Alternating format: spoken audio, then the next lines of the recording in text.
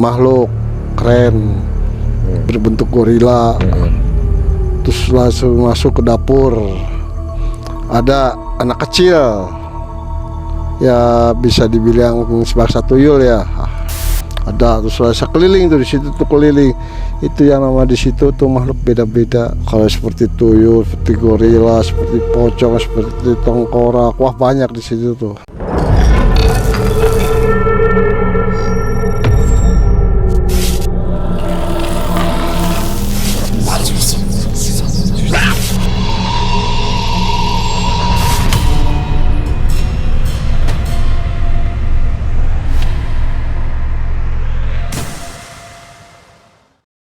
Langsung bikin masak, dia ngobrol, udah bangun, malah bisa mandi. Udah mandi, terus datang manggil lagi. Mas, terima kasih mas, saya udah sehat lagi, udah perut saya udah nggak sakit lagi, sekarang udah kempes lagi perut saya. Ya kalau saya sih Pak sebenarnya nggak berbuat apa-apa, saya cuma diam kok, nggak apa-apa, saya nggak ngobatin atau enggak, saya cuma ya begitu, cuma di sini nggak bahasa apa, nggak apa, gitu aja. Tapi mas saya kok sehat begini, mendadak begini, itu kan karena Allah.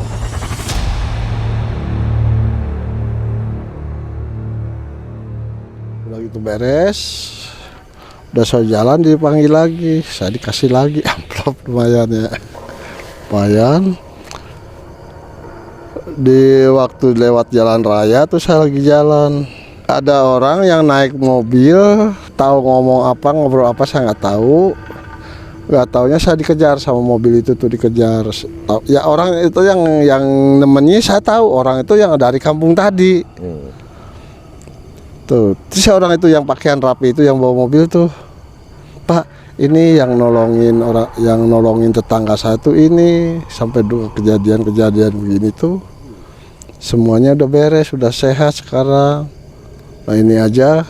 Kan Bapak tadi di sana nyari begini-begini, coba barangkali ini orang ini mampu, barangkali ya seorang yang pakai rapi turun dari mobil ngeliatin aja gitu, mandang, antara percaya enggaknya gitu ya, wajar lah. Terus dikasih omongan lagi sama orang-orang yang tadi tuh, satu diajak naik mobil, saya tuh, mas kalau mas begitu saya tolong mas, perusahaan saya tuh sekarang lagi goncang, perusahaan saya tuh.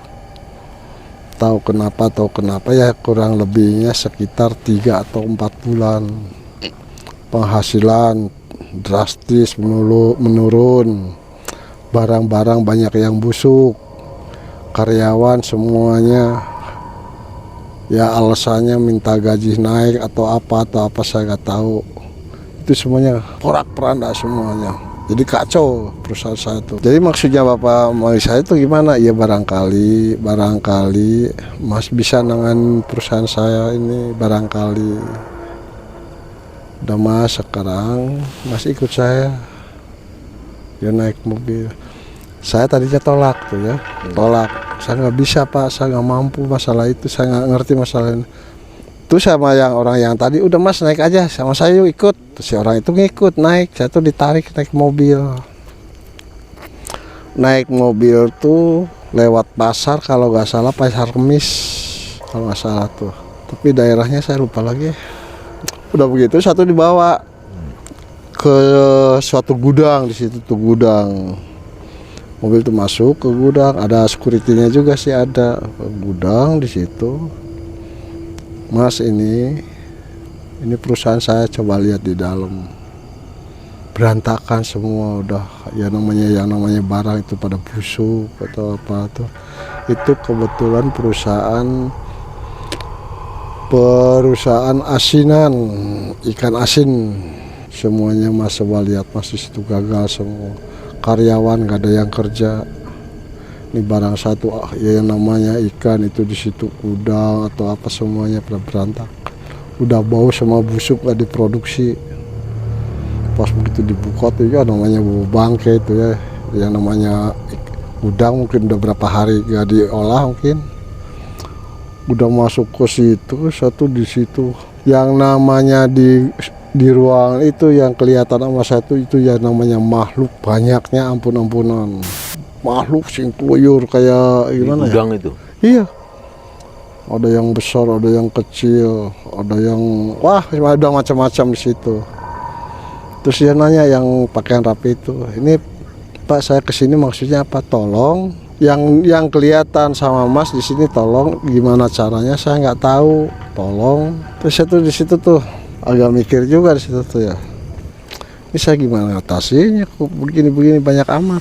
Sekitar maghrib, habis maghrib hampir isya, saya di situ ritual.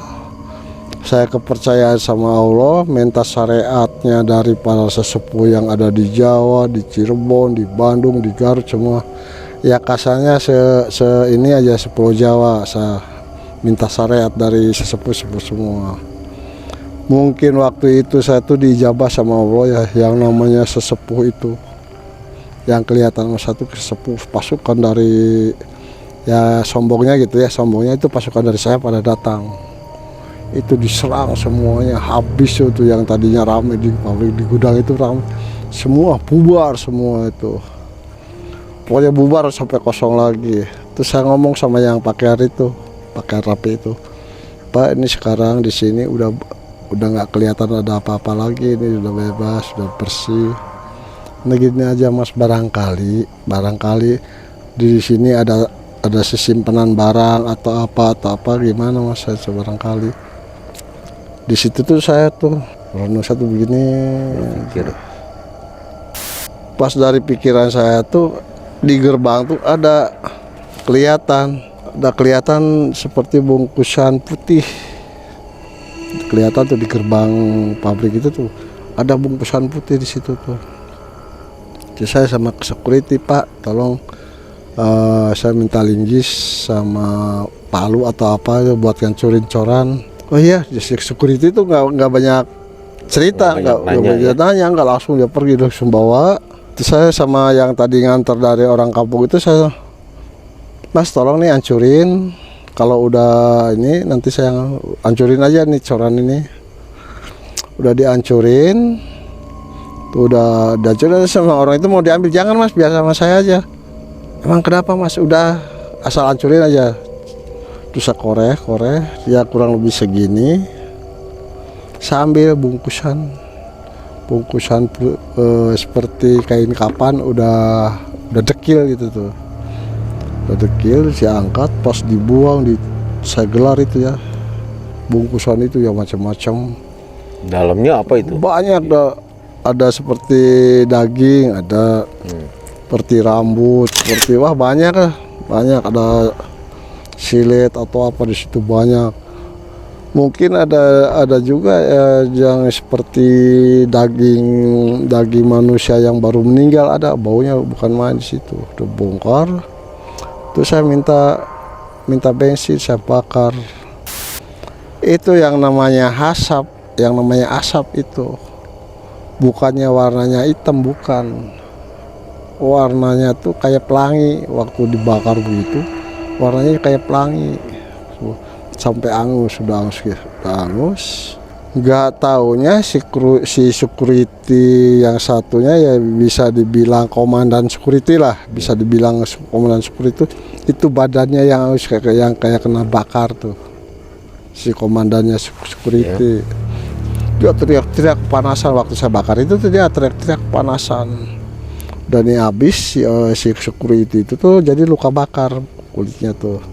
Terus saya deketin, saya kontak batin sama si security yang kepanasan tadi. Iya, yang mau mati itu tuh. Saya kontak batin, dia nggak taunya disuruh sama perusahaan lain supaya perusahaan ini bangkrut. Itu si security itu, si komandan security itu dikasih 200 juta sama perusahaan lain supaya ngancurin perusahaan ini. Itu dulunya perusahaan itu sangat pesat barang-barangnya tuh keluarnya. Semenjak itu kejadiannya, saya security itu ya, akhirnya si security itu nggak kuat, meninggal dari pos. Saat itu juga meninggal. Waktu itu juga meninggal. Jadi meninggalnya si security itu meninggalnya tuh luka bakar. Ya matang aja kayak kambing dibakar, gimana matang. Udah itu ya temannya juga ya, anak buahnya tuh yang lagi waktu jaga tuh 3 orang pada kaget. Ada yang satu yang kedengeran sama saya, bener-bener pengkhianat. Udah gaji dipotong, udah gaji saya pada disembeli, sekarang pengkhianat ke perusahaan. Setuju, kenapa nggak dari dulu nih orang ini mampus tuh. Jadi banyak karyawan yang benci sama orang itu tuh, banyak yang benci. Malah yang kelihatan sama satu ada yang security tadi yang agak tinggi itu, dia malah ngeludahin, mampus loh, diludahin sih kepala security itu. Banyak tuh juga yang sakit hati ya iya. sama dia ya. Udah gitu udah beres itu, saya mau pamitan sama yang berpakaian rapi itu. Udah pas, sekarang ini aja, insya Allah ini perusahaan Bapak maju lagi. Ini barang-barang ini yang udah busuk begini, tolong jangan diolah. Ini buang kemana kayak gimana, jangan dibuang ke laut atau ke kali atau kemana, jangan. Ini bisa polusi. Ini aja Pak, ini dibakar, udah dibakar, abunya dibuang kemana kayak dia mau dibuang ke laut atau ke sawah atau kemana. Ini kan buat pupuk bagus, jadi jangan asal-asalan dibuang. Masalahnya takut polisi tar. Kalau ini dibuang sembarangan kan nanti masyarakat kena penyakit sesak napas karena baunya. Berarti saya udah beres, sekarang saya mau lanjut perjalanan. Oh iya Mas, terima kasih ya Mas. Udah gitu saya mau pamitan, saya pulang. Emang lumayan sih, saya dikasih amplopnya tebal juga sih tuh. Waktu itu tuh kasih amplop tebal. Saya lanjut perjalanan, mungkin saya goblok atau gimana ya, saya nggak tahu ya. Itu yang 3 amplop itu saya habis. Maksudnya dihabisin? Habis kasih orang semua. Itu yang namanya uang, yang 3 amplop itu habis saya bagi-bagiin semua sejalan-jalan. Pas di jalan nggak jauh dari, lepas dari kota itu, nggak taunya ada orang memperhatiin, ada orang tuh itu mendekati saya, dekatin. Mas maaf ya Mas ya, kalau bisa Mas sekarang ikut sama saya. Emang ada apa Bu? Udah ikut aja sama saya. Enggak, masalahnya apa Bu? Enggak, saya tertarik sama Mas. Uang segitu banyaknya kok dibagi-bagi, emang Mas udah kaya atau udah kelebihan uang atau? Bukan Bu, ini bukan kelebihan uang atau saya orang kaya, bukan. Ini ada amanat dari 3 orang, bukan untuk saya, bukan. Jadi dari mana? Ya nggak tahu, pokoknya gitu aja. Itu uang yang 3 amplop ya saya pegang cuma 10.000 itu tuh habis. Udah gitu, Mas tolong sekarang ikut ke rumah saya. Emang ada apa Bu? Udah ikut aja. Saya mau masuk mobil itu ya, yang saya begitu pintu mobil dibuka, itu saya mau naik ke mobil itu saya ngecengkang seperti ada dorongan dari mobil tuh. Sampai yang mau ngajaknya aja saya tuh sampai kaget gitu. Saya muncul, Mas hati-hati Mas. Iya Bu, saya mungkin kelelahan atau puyeng gimana. Enggak kasih tahu bahwa di dalam itu ada aura negatif, enggak. Udah masuk beres. Waktu mobil jalan itu mobil tuh goyang, arahnya nggak tentu. Pas saya selidiki di mobil itu, pas saya buka jok yang sebelah kanan saya buka, di situ ada bungkusan besar gini, bungkusan kainnya, kain hitam. Saya ambil tuh sama yang supirnya tuh, Mas tolong berhenti dulu Mas. Oh ada apa Mas? Udah berhenti aja. Terus langsung minggir, saya turun. Itu yang namanya saya bungkusan itu dibuka. Itu yang kelihatan tuh dari usus binatang. Usus binatang saya udah buang. Ya biasa aja, nyaman lagi gitu, udah dibuang itu udah nyaman. Mobil yang pegang setir biasa nyaman. Udah lewat masuk jalan Pantura, saya dibawa ke restoran. Masuk ke restoran. Udah turun di restoran, saya udah turun. Yang punya mobilnya juga udah turun. Dia bilang, Mas ini restoran saya udah 5 bulan. Ini 5 bulan tuh semua makanan yang di sini tuh selalu basi. Kadang-kadang ada belatungnya, kadang-kadang. Jadi semuanya tuh tiap hari tuh selama 5 bulan tuh paling datang tuh ada 2 orang. Kadang-kadang nggak ada, ya paling yang kalau dihitung sih seminggu tuh paling ada 5 orang lah seminggu tuh. Itu selama 5 bulan gitu. Saya tuh udah lari ke sana ke sini, udah yang namanya ke dukun.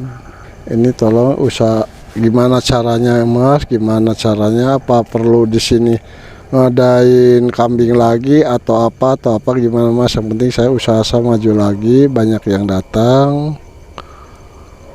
Begitu saya habis ngomong itu saya nggak banyak tanya, langsung seperti saya tuh seperti refleks, saya tuh jalan lari pertama ke WC. Pertamanya tuh di WC ada makhluk keren berbentuk gorila, terus langsung masuk ke dapur, ada anak kecil ya, bisa dibilang sebangsa tuyul ya, ada. Terus saya keliling tuh, di situ tuh keliling, itu yang nama di situ tuh makhluk beda-beda, kalau seperti tuyul, seperti gorila, seperti pocong, seperti tengkorak, wah banyak di situ tuh Bu. Kalau di sini Bu, yang kelihatan sama saya tuh banyak yang di dapur sebangsa tuyul, di sini ada pocong, ada tengkorak, ada perempuannya semacam sundel bolong, ada banyak di sini tuh. Ini gimana Mas solusinya?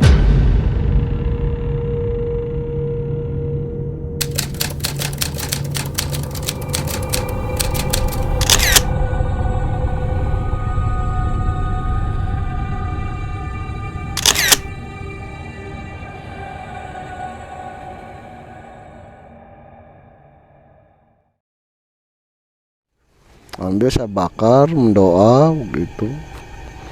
Tuh waktu saya bakar itu yang namanya makhluk di restoran itu pada makan di situ. Waduh.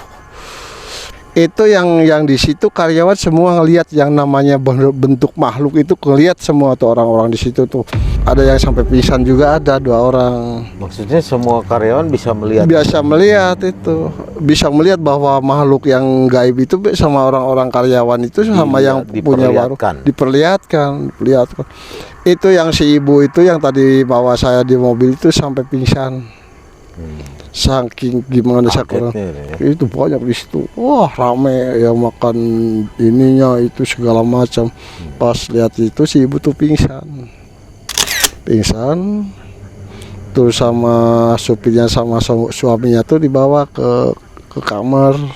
Itu yang tadi si ibu pingsan itu langsung teriak kesurupan. Saya lari ke dalam, si ibu tuh kesurupan. Saya tanya, ngobrol-ngobrol secara baik-baik, gak tanya sama saingan juga ya, di sini restoran ya kurang lebih 2 kilo tuh itu ada saingan. Ada saingan, jadi yang kerjainya saingan tersebut. Masalahnya dia tuh emang restoran itu kurang laku, yang laku di sini, yang laku tuh murah, enak. Masalahnya kalau di sana udah mahal, kurang enak makanannya.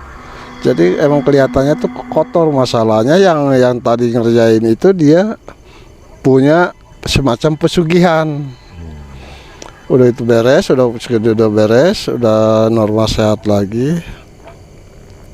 Saya tanya, dia ngomong, "Cina Mas, gimana kalau dibalikin ini, masalah ini saya gak terima kok, dagangan saya sampai begini." Bu, yang namanya begini itu nggak ada, yang namanya dikembalikan tuh nggak ada Bu sebenarnya. Cuman dia nanti bakal karma dengan sendirinya. Ibu nggak usah pusing balikin atau gimana nggak usah. Ini nanti dengan sendirinya dia bakal karma sendirinya, atau perusahaannya yang bangkrut atau orangnya yang meninggal. Kalau nggak meninggal gila. Itu udah hukum perdukunan begitu. Ibu nggak usah mikirin balik atau apa, nggak usah. Nanti karma dengan sendirinya. Tapi gini aja Ibu, nanti lihat di sini restoran yang mana yang bakal kena begitu. Ini saya bukan nyumpah, itu udah karma. Emang di dunia perdukunan emang begini, nggak ada yang namanya saya balikin lagi, ini nggak ada. Dengan karmanya sendiri. Udah beres semua di situ. Saya kurang lebih 2 minggu di situ tuh. Saya perhatiin, itu udah mulai lagi rame. Di situ saya 2 minggu pengen tahu perkembangannya gimana gitu. Ya udah kira-kira udah bagus, udah normal lagi, baru saya pamitan. Udah pamitan, saya pulang malah sama si ibu itu saya mau dianterin ke rumah. Ya saya mau saya dianterin ke rumah. Malah saya dianterin pakai mobil sampai ke rumah, dianterin sama supirnya. Waktu itu kan di rumah saya tuh dulu, rumah satu di kampung satu, yang satunya udah rewat tuh ya, udah nggak layak pakai. Terus dia nanya, Mas kalau ini rumah siapa? Kalau ini ya bisa dibilang rumah saudara juga, rumah saudara. Kalau ini rumah saya, kalau yang ini, rumah saudara nih, semua saudara. Dia kerjanya kuli bangunan di Jakarta. Kalau saya sih gitu. Gini aja Mas, gimana kalau ini yang ini mau saya betulin, boleh nggak? Ya sih tanya aja sama yang punyanya, silahkan. Terus ngobrol-ngobrol sama saudara-saudara saya itu, bukan saudara asli, bukan. Jadi saudara aku-akuan, bukan saudara asli. Itu saudara aku-akuan. Terus yang rumah 3 itu pada dibangun semua, udah rapi semua, udah beres. Dan akhirnya si ibu itu yang tadinya minta istilahnya balas dendam kali ya. Sakit hati, dia mau balas dendam gitu, tapi nggak boleh ya, sama Ki Jambrong nggak mau ya. Masalahnya nggak ada yang namanya balas, masalah dibalikin tuh di dunia perdukunan tuh nggak ada. Kata orang ya, banyak saya pernah dengar, ini orang ini sakit kena guna-guna atau santet, harus saya balik. Sebenarnya bohong itu. Jadi dia orang yang bisa ngomong begitu saya balikin itu orangnya pengen sohor, pengen disohor, pengen terkenal. Sebenarnya bohong, nggak ada yang namanya balikin itu, ada. Balik dengan sendirinya, yang dikatakan itu karma ya. Akibat dari perbuatannya. Nah, yang menyangkut masalah kita kembali ke guha tadi ya Ki ya. Itu di guha itu tidak ada, waktu tadi itu tidak ada sosok yang namanya mak lampir ya, yang bawa tongkat itu ya. Ya kalau dilihat dulu kan belum tahu namanya siapa malampir atau ini kan nggak tahu, cuman kita bisa dia nebak malampir itu waktu di film tongkatnya sama, digambarkan seperti itu di film. Jadi rambutnya acak-acakan ya begitu. Cuma ada perbedaan, kalau di film sih agak rapi, kalau yang aslinya itu berantakan. Kucel banget pokoknya. Kucelnya, baunya bau darah. Baunya. Jadi masa bisa nanya nama itu saya kurang tahu, masalahnya nggak saya sampai nanya nama. Jadi setelah mulai kesini kelihatan itu digambarkan di sebuah film itu kok mirip ya. Iya. Dan dinamakan di film itu mak lampir. Iya. Jadi cirinya tuh hampir mirip.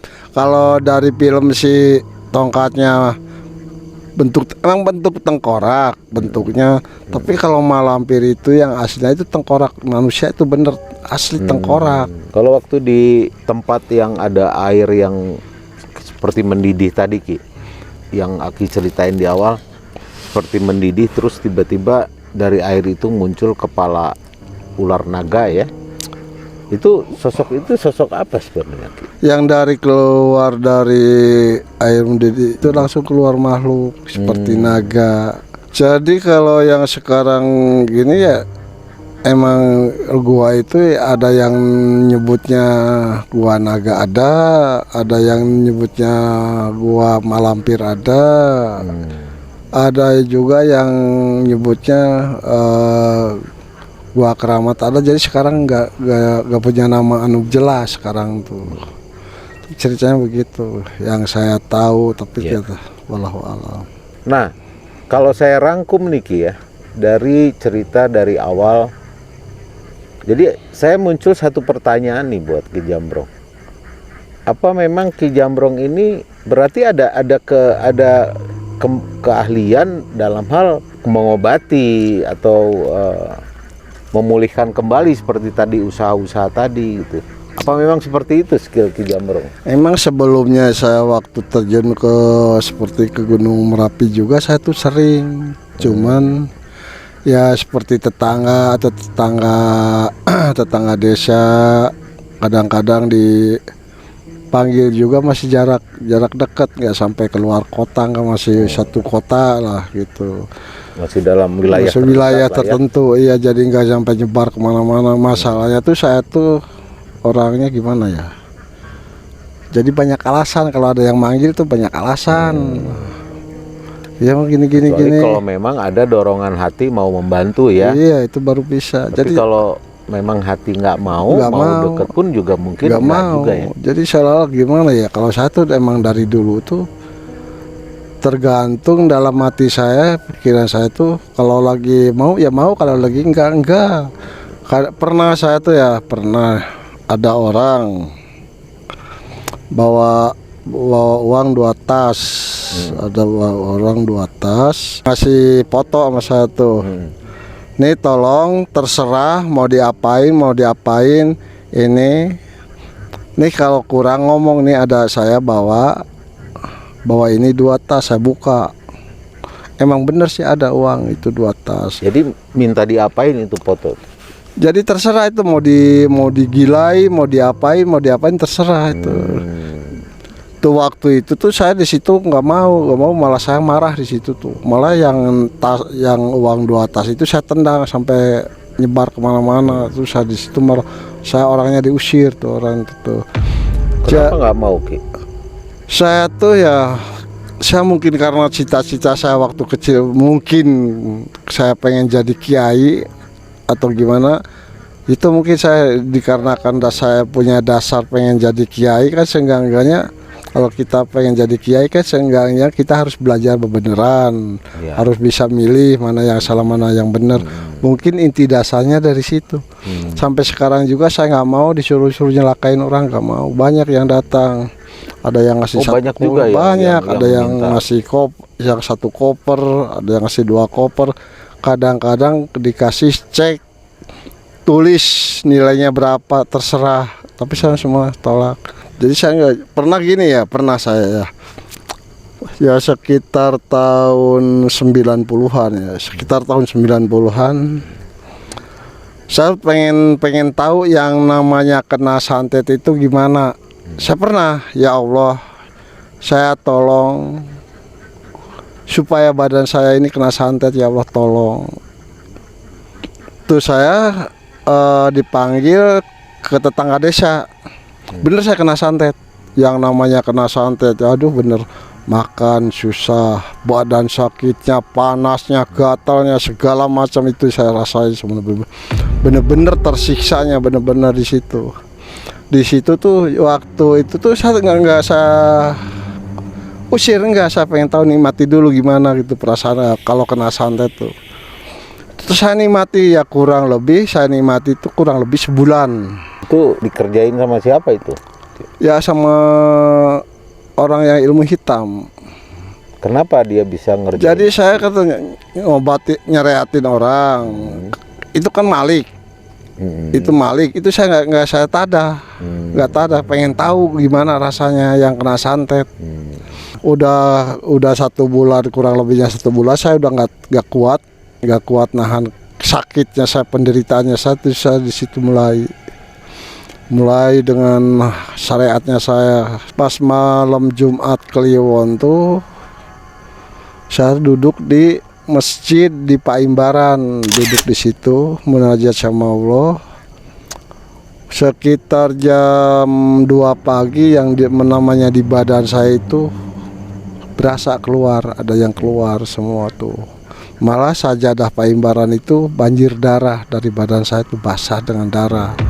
Udah saya sembuh, sehat dengan sendirinya tuh, alhamdulillah. Dari situ ada keinginan untuk balas atau gimana? Enggak, bodoh amat, saya nggak mau. Maksudnya saya pengen kena santet itu bukannya saya jago atau sakti, bukan.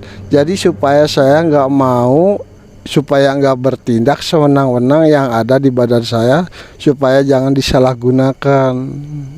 Jadi untuk ngaji diri gitu. Jadi nggak mau, berarti saya aja yang ada amanah dari Allah, ada titipan dari Allah, menderitanya kayak begitu. Apalagi orang awam, bagaimana mungkin 100 kali atau 1000 kali dari sakitnya dari saya, mungkin bisa jadi. Makanya saya nggak mau.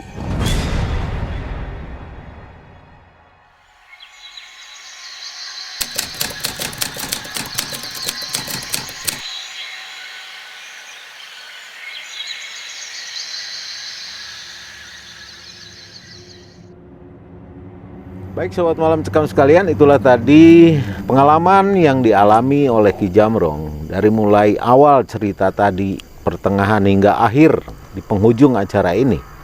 Semoga ini bisa memberikan hikmah yang positif buat kita, hal-hal yang baik dan positif, tentunya insya Allah ini akan bermanfaat buat kita semua. Nah, kalau ada hal-hal yang negatif atau kata-kata yang kurang tepat, kami mohon maaf, dan tentunya kita hanya memberikan sebuah informasi yang memang sangat baik, positif, yang akan membawa kita kepada kehidupan yang jauh lebih baik. Tentunya Ki Jamrong juga mengatakan bahwa segala sesuatu itu hanya dari Allah Subhanahu wa Ta'ala. Terima kasih Sobat Malam Mencekam sekalian yang sudah menonton dan mendukung selalu channel Malam Mencekam. Dan jangan lupa kita juga ada channel lain, yaitu Melihat Malam dan Mengulas Malam. Anda jangan lupa untuk kunjungi, karena banyak hal-hal yang menarik dan positif juga di channel itu. Terima kasih sekali lagi buat Sobat Malam Mencekam sekalian. Akhir kata, saya Ki Jamrong dan tim Malam Mencekam, kami dari Bandung Selatan, kami pamit dan sampai ketemu di cerita-cerita Ki Jamrong lainnya. Assalamualaikum warahmatullahi wabarakatuh. Waalaikumsalam warahmatullahi wabarakatuh. Dadah.